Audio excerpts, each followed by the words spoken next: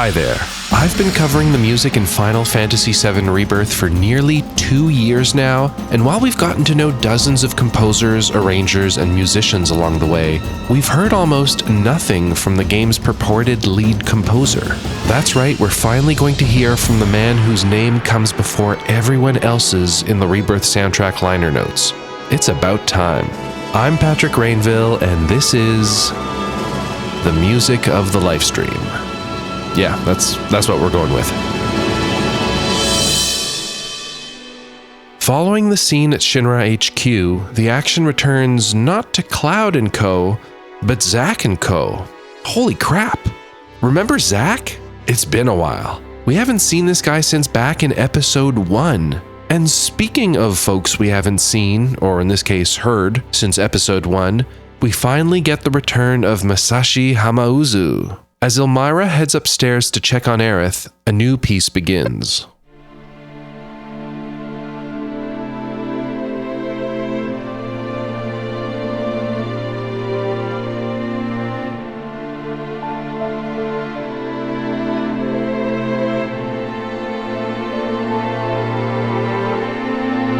We open on strings repeating a solemn chord progression, the mix getting denser with each pass. There's a delicate piano layer and eventually some brass as the piece builds.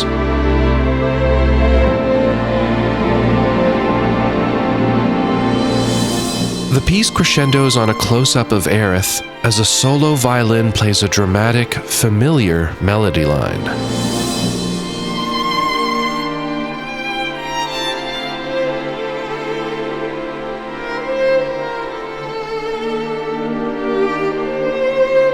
I just love how Hamauzu uses his solo strings. They are often so big and loud in the mix. It's very impressive and an obvious tell that you are listening to a Hamauzu piece. Another tell? This familiar melody line.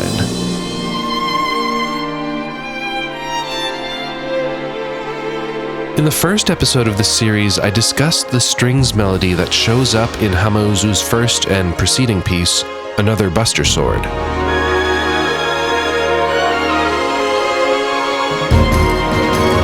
I mentioned how this melody was also quite similar to the main melody line in Final Fantasy VII Remake's Jessie's theme, and in tracks related to her.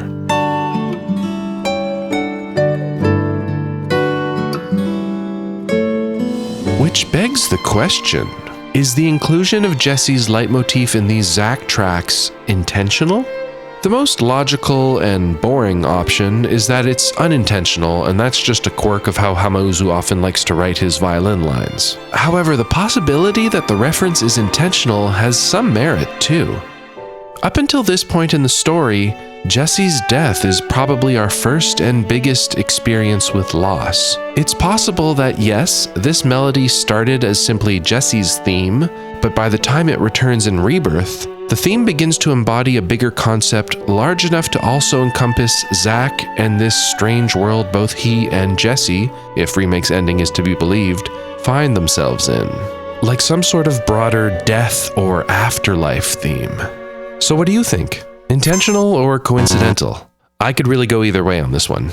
Anyway, this track was included on the Rebirth original soundtrack, so we know it's called a Portentous Sky, which is a bit of an odd name since the whole scene takes place indoors.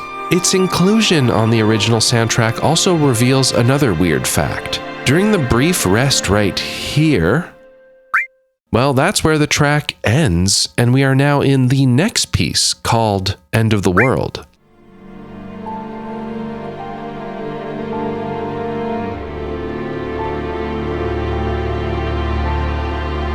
I don't know, man, this is very clearly just a continuation of the same piece of music.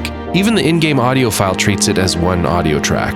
Anyway, End of the World continues the beautifully tragic tone of the preceding track, but introduces a new section, along with a wonderful new melody line that conveys the odd, ambiguous tragic heroism of whatever the hell is going on in this scene and in this world.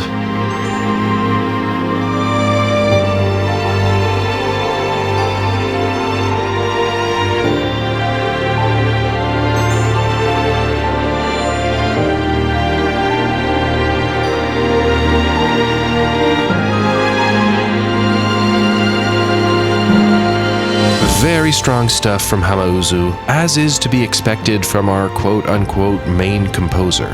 The melody shares some similarities from a passage from the back half of Remake's Return to the Planet, but if we start pointing out every time a newer Hamauzu track sounds like an older Hamauzu track, we'd still be in episode 1 talking about another Buster Sword.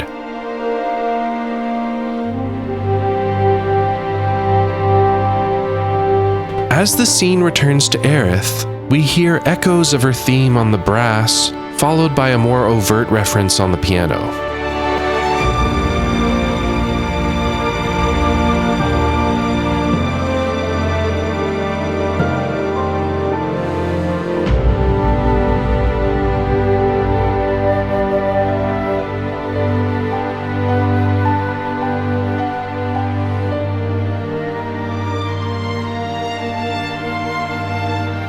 As the cutscene ends, the track somewhat abruptly fades out.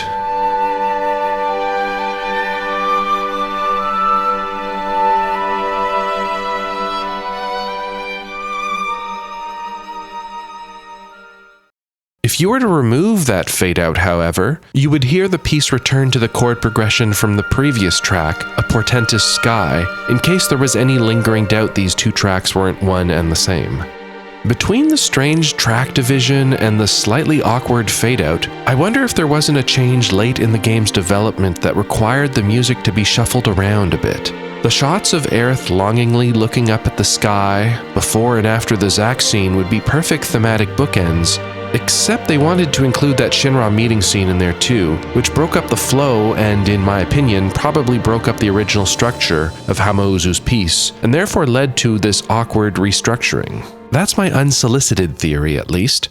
The order of the PC version's audio files would also lead you to believe that the remake Aerith track, Flowers Blooming in the Church, was supposed to play right after the Hamauzu piece, but in the final game, that track isn't featured in this chapter at all. Another possible clue that these scenes had some last-minute edits.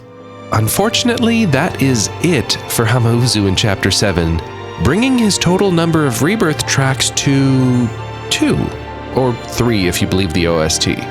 Yeah, luckily he's more involved with the back half of Chapter 8, so the Hama heads out there can rest easy knowing they won't have to wait another 7 chapters to get another morsel of his music.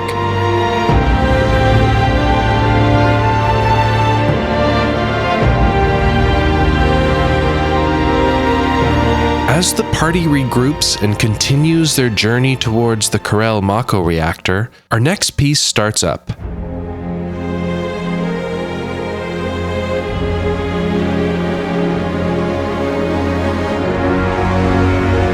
This is a new, somber arrangement of Barret's theme that wonderfully captures his headspace at this point in time.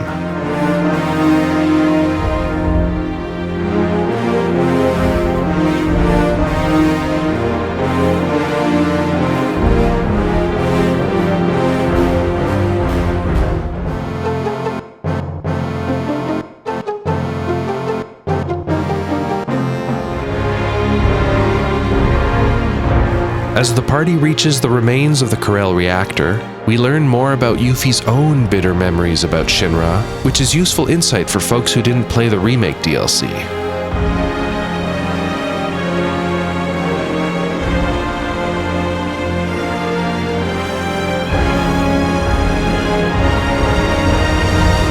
Pairing this scene with Barret's theme helps reinforce the similarities between Yuffie's and his own convictions.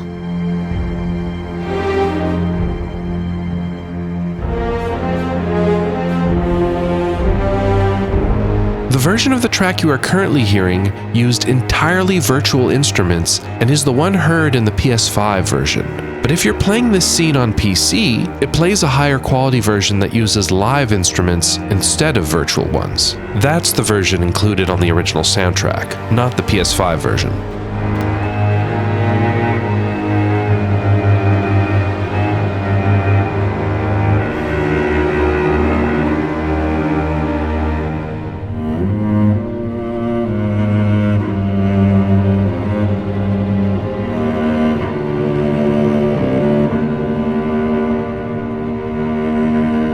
This version definitely sounds a bit better, and its sonic fidelity brings it in line with a mature Xenoblade 3 field theme. Very nice.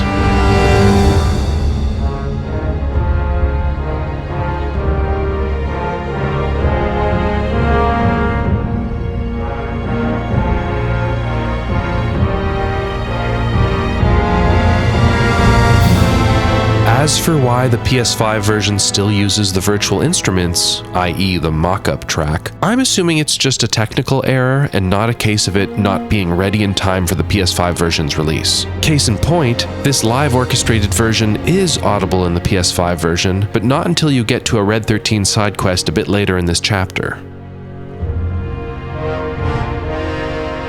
This track was arranged by Masaya Tsunemoto, an ex-Capcom composer and arranger I don't think we've heard before in Rebirth until now.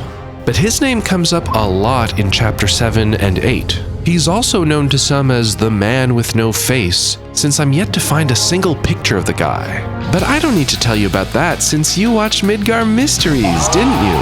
Of course you did! As we get closer to the massive Sea of Mako, another cutscene begins.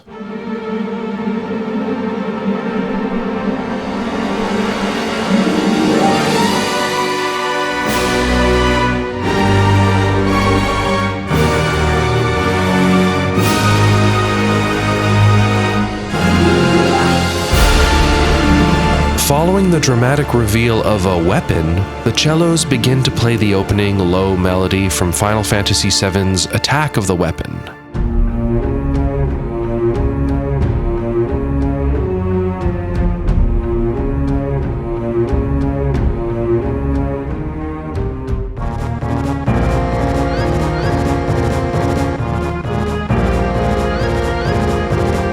I believe this is our very first reference to Attack of the Weapon in the remake series, and considering the importance of weapons in the events of Part 3, I very much doubt it'll be the last. It's a fun new arrangement, I'm guessing by Yoshitaka Suzuki, but possibly Masaya Tsunemoto, that pulls from several sections of the original piece.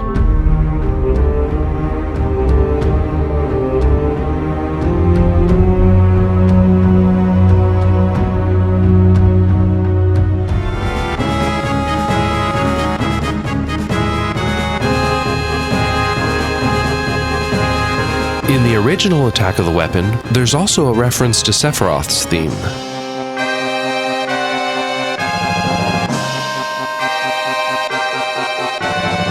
And sure enough, not only does that melody play in this version, but they've further grounded it by having the characters mention him by name at that exact point in the scene.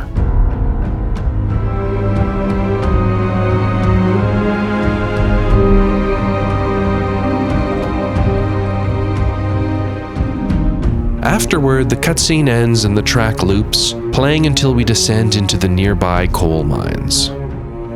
Down here, there's one enemy encounter that plays Remake's Let the Battles Begin, a Merc's Job, but is otherwise silent until we reach our next cutscene trigger.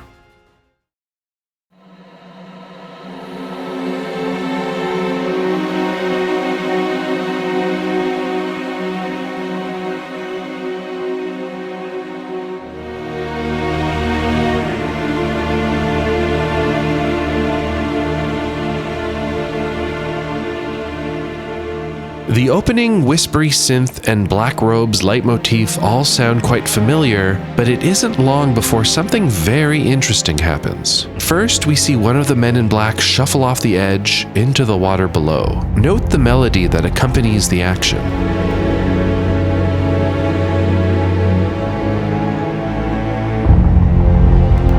Next, Cloud begins to do the same thing, only to be saved by Barret. Notice that same melody repeat, this time on piano.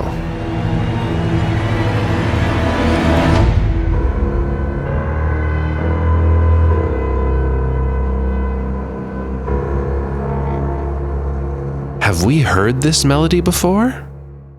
Yes. When? All the way back in the very first track of Final Fantasy VII Rebirth. During the opening cutscene, right as the camera pulls away from the ruins of Shinra HQ, we hear that same melody on some distant bells.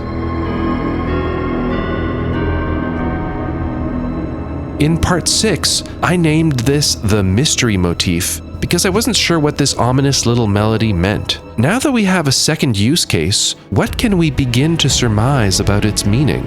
While I could begin to speculate, I'm probably the least knowledgeable person in the room when it comes to the remake series' lore, especially when it comes to the Zack timeline stuff, which is where this melody is first introduced. So please, I would love to hear your interpretations, and also if you've heard it show up elsewhere in Rebirth, or better yet, Remake.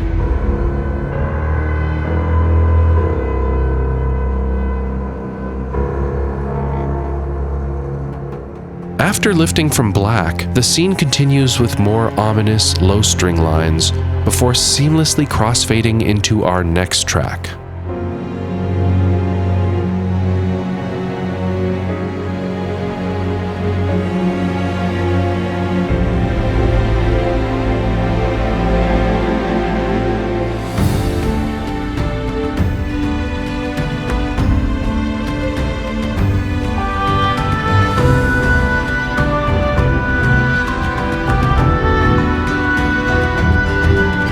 Cloud decides to sit this one out for a bit, and control shifts over to Yuffie. Appropriately, we get a nice new breezy arrangement of her theme.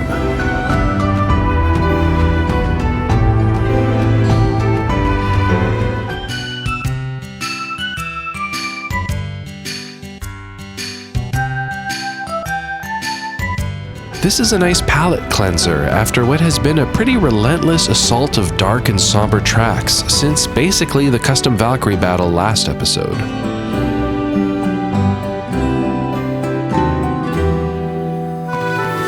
When encountering an enemy, the track fades in a percussive layer into the arrangement to give it more intensity.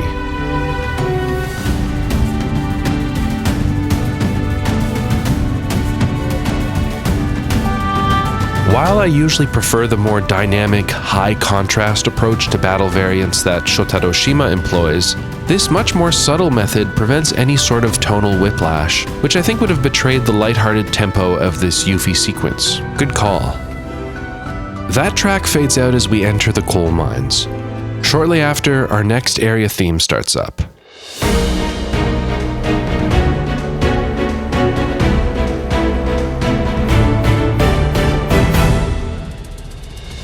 This is a fun, upbeat, and percussive heavy field theme that riffs on both Yuffie's theme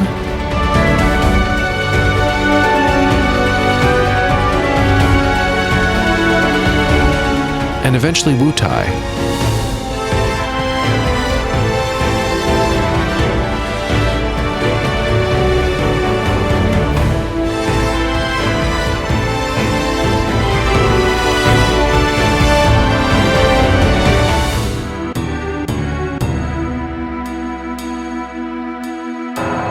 One thing I didn't pick up on until listening to this track without the game's grunts and sound effects is the amount of high-pitched synth textures and high-passed guitars that can be heard throughout. Has a bit of an FF10 era Masashi Hamauzu and Junya Nakano feel to it in parts.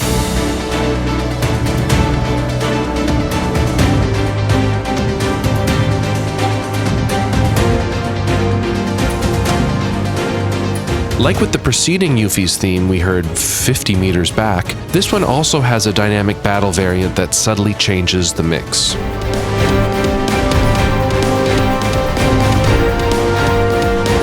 This version brightens the mix a bit and throws in some snare hits throughout, but is otherwise very similar.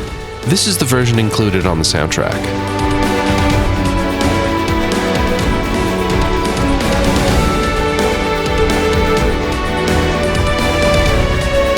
After what felt to me like a couple too many pulled levers and sliding poles, you finally make it to the top of the place. As you spot 3 hatchlings in distress, a cutscene leading to a boss battle begins.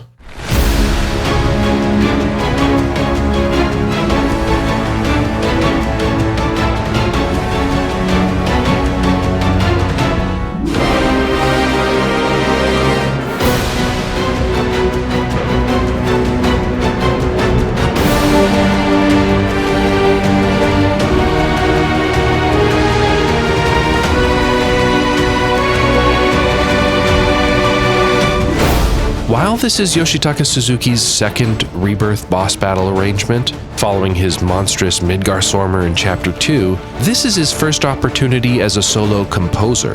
That's right, rare is the track when Nobuo Uematsu's name isn't also attached to a Yoshitaka Suzuki piece, so it's always interesting when he gets an opportunity to branch out. How does he fare? He fares alright. Yeah, it's pretty good. This is another big and loud orchestral mix with low rhythmic action strings guiding us forward.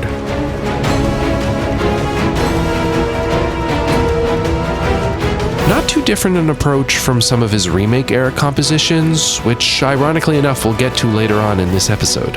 Anyway, back to the Gigatrice. Is that how you say it? There's a particular melody introduced first in the intro and then again throughout the track that caught my ear.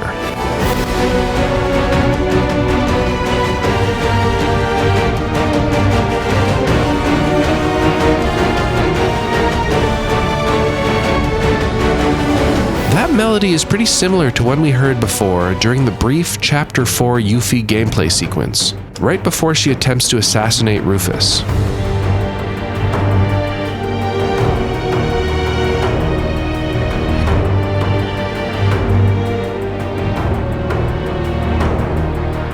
The melodies veer off the further in you get, so it might just be a coincidence, but if nothing else, I found it interesting. Chadley's intel on the boss mentions its exposure to Mako has mutated it beyond recognition, so it could be the melody there is trying to associate it with Shinra's meddling of Mako and the environmental damages it's caused. Anyway, once you get it down to about 70% health, it triggers the second phase, and this is when things get interesting. Just like with Tadayoshi Makino's Caesar Snail from Chapter 6, Suzuki uses both a key change and a tempo change to revitalize the piece's intensity.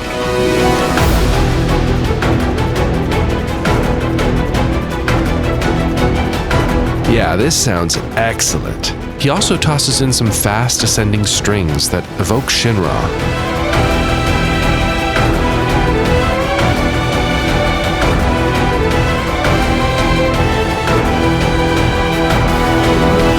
If that's a deliberate inclusion, not only does that reinforce the Shinra-Mako connection, but it also solves a minor conundrum I had all the way back in Part 9. There's another Suzuki track that plays as part of Mai's secret intel report back in Chapter 2, which includes a reference to Let the Battles Begin, Shinra, and the Lifestream.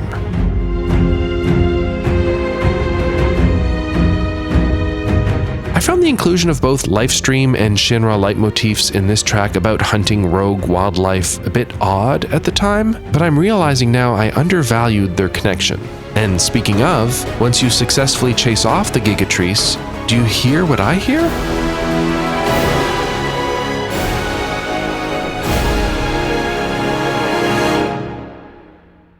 Following the battle, we see a cute scene of one of the chicks taking a liking to our party.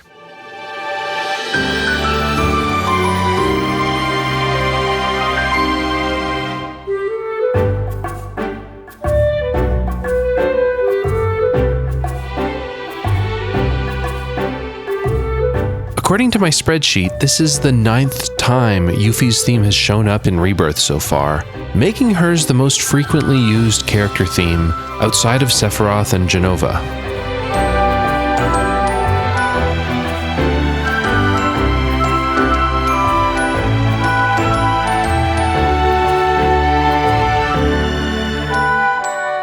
The inclusion of another jovial Yuffie arrangement here is appropriate, partially because Cloud Jr. deserves a lighthearted track, and partially because Yuffie has the most spoken lines in this scene. Although I think an upbeat, happy-go-lucky variation of Barret's theme would have been really fun to see too. For one, Cloud Jr. clearly likes Barret the most, and makes for a great contrast to his own gloomy disposition. It would also make a fun counterpoint to the Bitter Memories arrangement of his theme we heard earlier.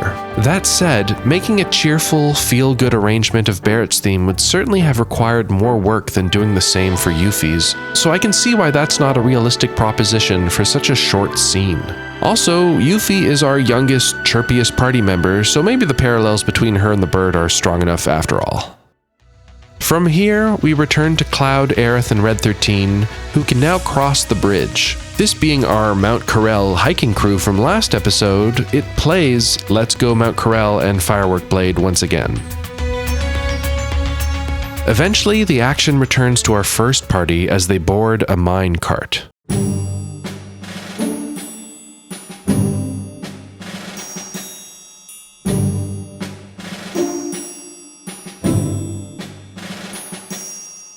The marching drum snare and triangle remind me a lot of Remake's Avalanche theme.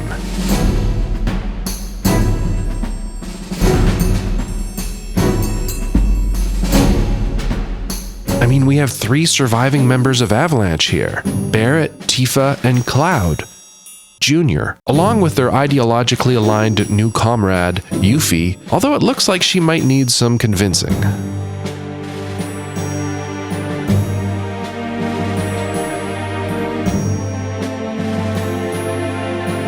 As Barret pulls the lever, we seamlessly transition to a new track.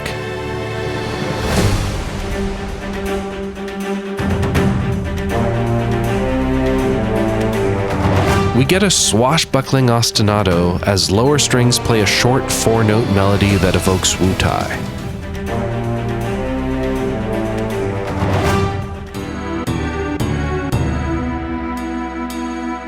As the melody repeats, the cart begins its descent, causing the melody instead to unexpectedly rise. Yee-haw!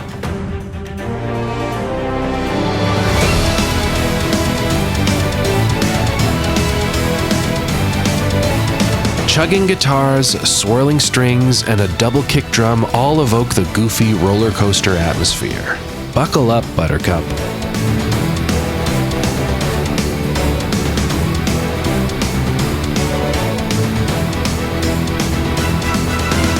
It doesn't take itself too seriously, and it doesn't overstay its welcome, so what more could you ask for?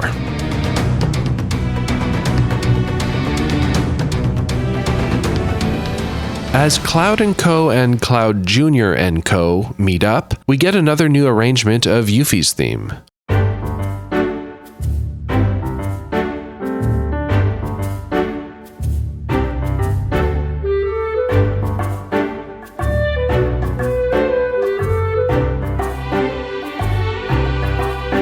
Just like with Hojo co-opting Genova's theme, I think this bird is doing the same thing with Yuffie's theme and making it its own. Fine, I'll allow it.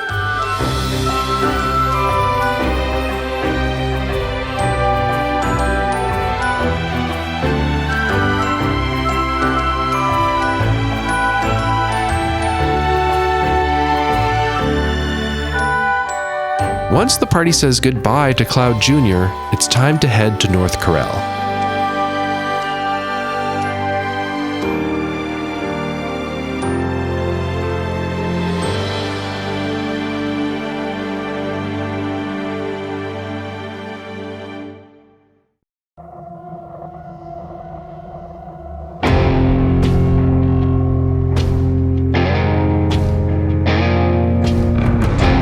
As the party crosses the bridge, our next track harshly cuts in with what to me sounds like the tail of a preceding track we never got to hear. Maybe there was once a cutscene that took place on this bridge that they decided to cut? I already spent way too long discussing a similarly abrupt track intro back in episode 20 and what that might have implied, so I won't do the same here, but food for thought. Anyway, following the weird synth intro, we can hear sustained electric guitar chords, some light percussion, and a bleak strings layer, all of which help sell the cool atmosphere of the scene.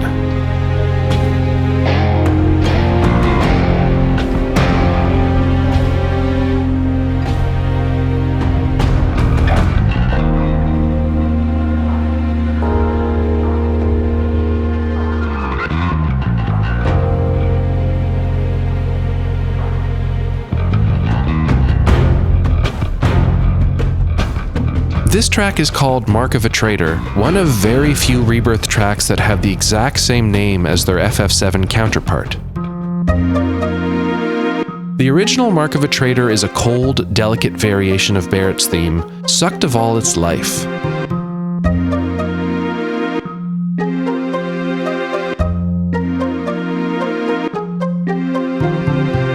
For Rebirth, they decided to lean more into the grimy, visual decay of the environment. The main Barret leitmotif goes from being played on gentle pizzicato strings to a dirty and bluesy electric guitar.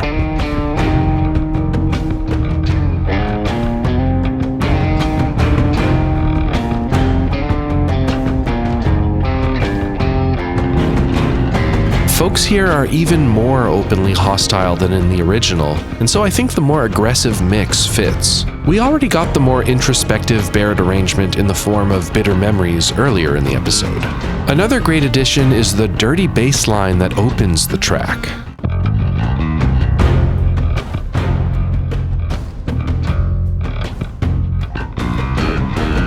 Does it remind you of the bass line from Under the Rotting Pizza?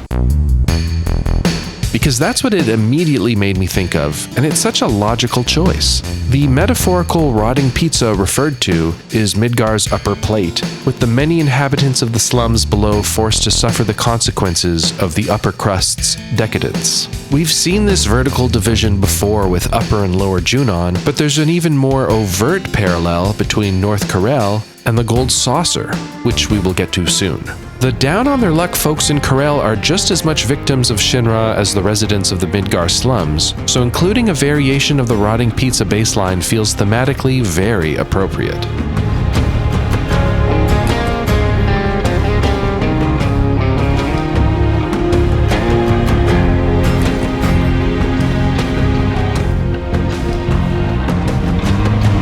Eventually, Tifa spots a familiar place. Upon entering Sheiran's clinic, the track fades out. When Cloud begins to hallucinate, our next piece begins.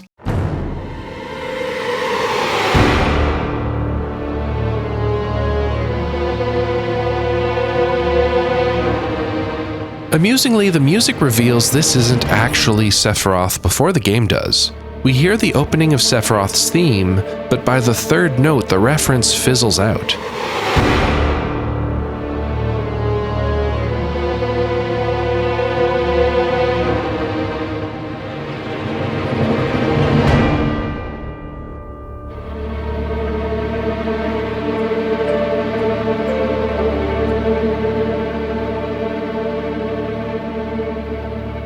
As Sheiran shows up, the piece takes on a more optimistic tone.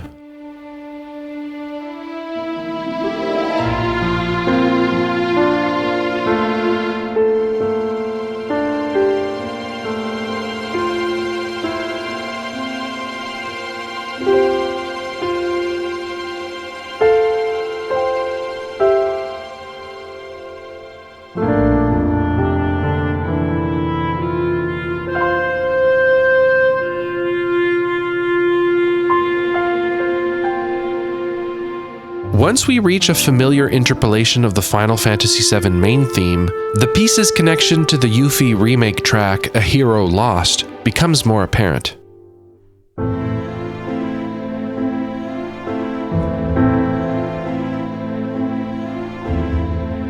This then appears to be a second new arrangement of that track, following the one at the end of Chapter 1 on the calm rooftop. Very lovely. I like the call-in response on the English horn, ? And strings between two different parts of Tifa's theme.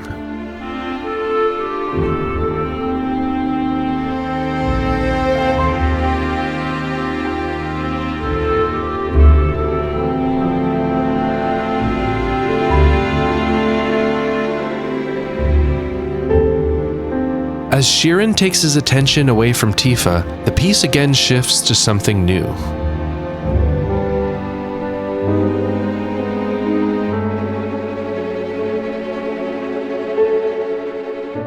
We get a whole slew of new chords and phrases that all sound lovely, but if they're hiding any secrets, they've completely eluded me. Either way, very nice track. Definitely Shima.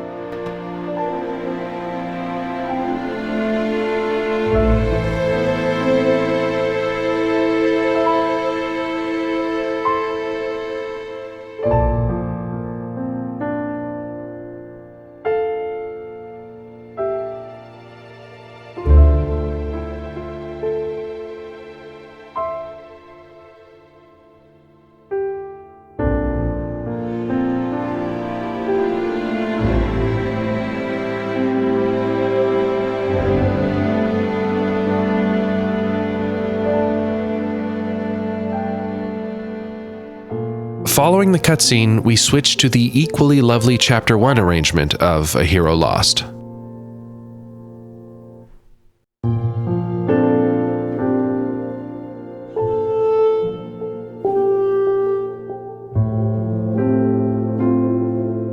The party is now raring to get to Gold Saucer, but we've got a few loose ends to wrap up in and around North Corel first.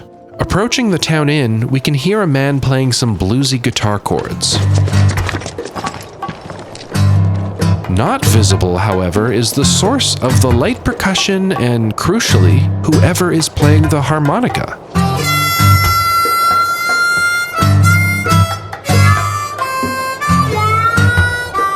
I assume it's a ghost, but maybe they're actually on the second floor of the building. Actually, come to think of it, how do you even get to that second floor? If we make our way to Rock Bottom, North Corel's very rowdy bar, we can access another piano minigame. Appropriately, this time we unlock Barret's theme.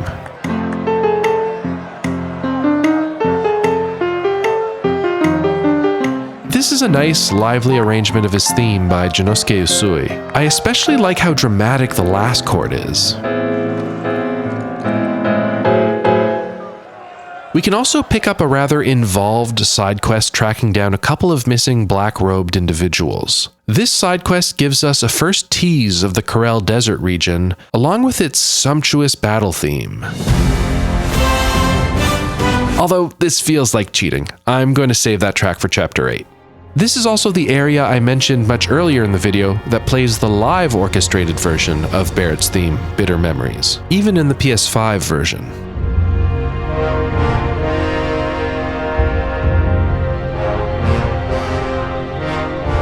Once we enter the remains of the Corel mines, we get a slew of remake-era tracks, including the Yoshitaka Suzuki composed Rough Waters and its battle variant, Darkness Ahead,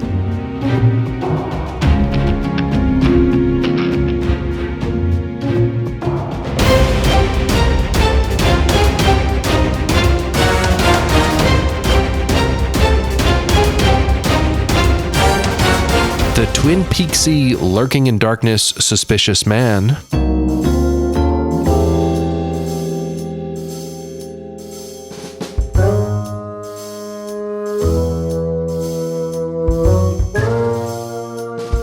and Ascension. No, not that Ascension. The Gigatrice-esque Yoshitaka Suzuki composed Ascension.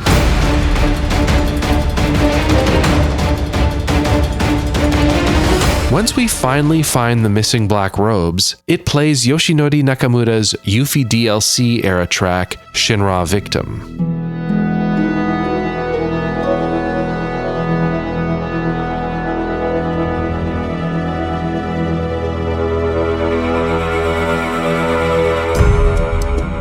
While there isn't any new music attached to it, there's a boatload of Queen's Blood matches you can play, including one against a dog. No, not Red 13, a different dog. So I highly recommend you do all that.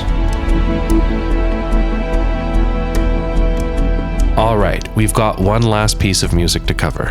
As the party waits for the gondola ride to the Big Sauce, as some call it, Barret begins to recount just what exactly happened here.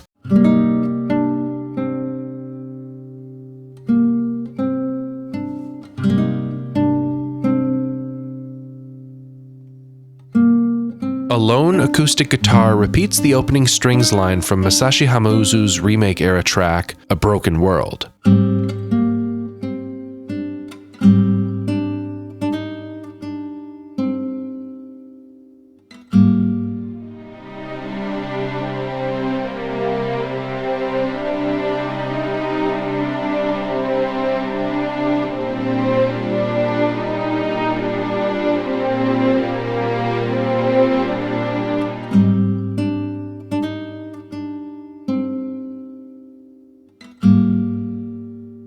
As the scene moves to a flashback, the guitar begins to play broken chords.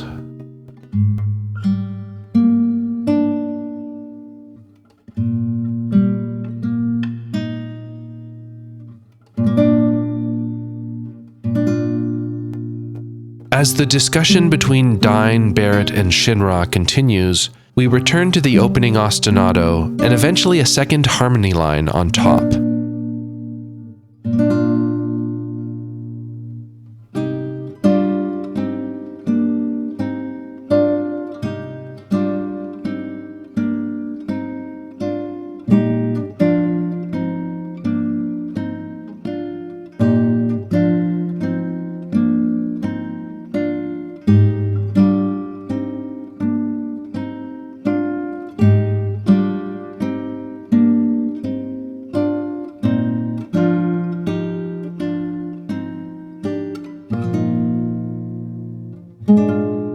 This is a composition already associated with Barret's complex emotions of grief, guilt, and anger, so this new, more delicate version here is a perfect inclusion.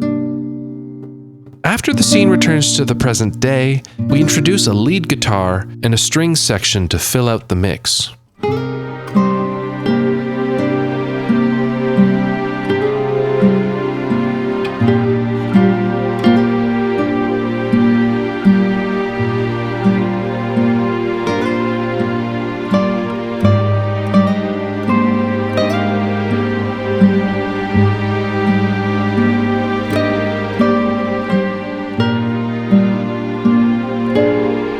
Flutes also get added in the final push to match the melancholic tone of the dialogue.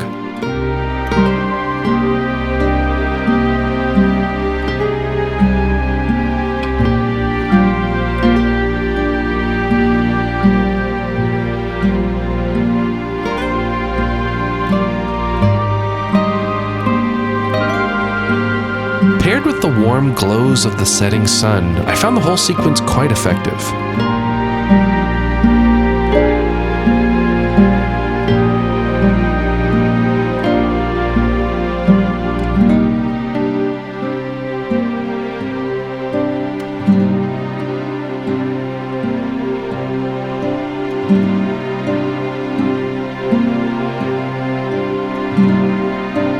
As the piece resolves and the gondola takes off, we come to the end of Chapter 7 of Final Fantasy VII Rebirth.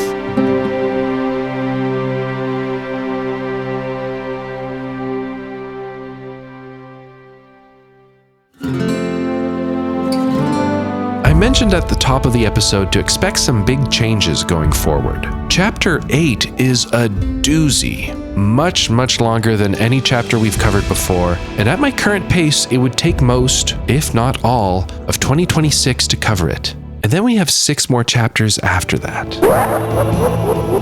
Pair that with the fact that Part 3 is likely to be announced soon and released sometime next year. This much is true. At my current pace, there's no way I can finish this series in time for Part 3. And for me, that is unacceptable. So, to guarantee that we do make it to the end before Part 3, going forward I will be covering a lot more ground per episode. This means I'll be glossing over the tracks I find less interesting and important, such as older remake tracks and minigame music, so that I can give the time and attention needed to the ones that really count. To complement this new approach, going forward, episode runtimes will also be a lot longer. Writing unique intros and outros, exporting videos, uploading them, making thumbnails, adding ad breaks, generating subtitles, etc.